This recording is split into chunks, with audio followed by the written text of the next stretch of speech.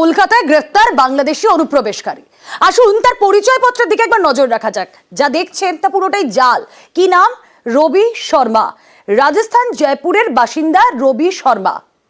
পুলিশের দাবি ধৃত সেলিম মোহাম্মদ বিএনপি সদস্য সেলিম মোহাম্মদ ওরফে রবি শর্মা বছর 2 আগে নদিয়া সীমান্ত দিয়ে ভারতে ঢোকেন। এই ব্যক্তি রবি শর্মা নামে ভারতীয় পাসপোর্ট তৈরি করেন, যে ছবি আপনাদেরকে দেখালাম।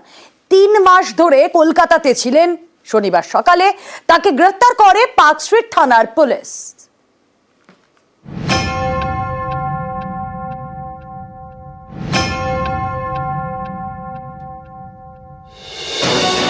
খাস কলকাতায় গ্রেফতার বাংলাদেশি। পুলিশের দাবি 3 মাস ধরে কলকাতায় থাকছিলেন তিনি।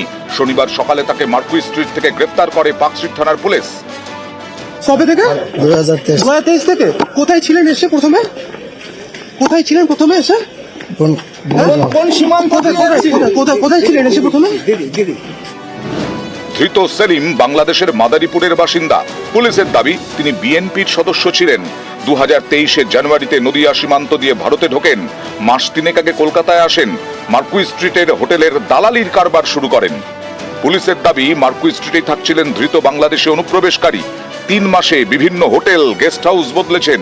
নিজেকে রবি শর্মা বলে পরিচয় দেন। সেই নামেই হোটেল বুক করেন।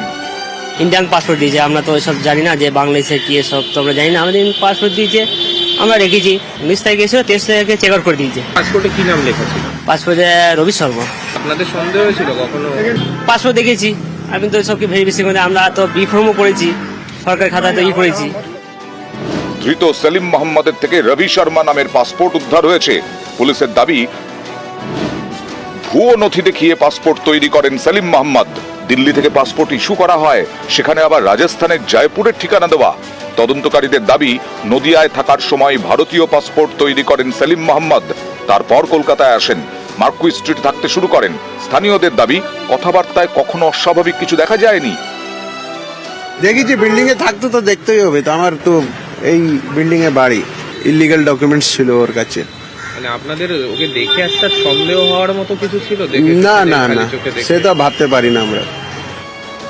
নদিয়া সীমান্ত পেরিয়ে ভারতে অনুপ্রবেশ, তারপর নাম ভাড়িয়ে ভারতীয় পাসপোর্ট তৈরি হয়ে গেল। কিভাবে এসব করলেন ধৃত অনুপ্রবেশকারী? তদন্তে পার্ক স্ট্রিট থানার পুলিশ। নিউজ 18 বাংলা।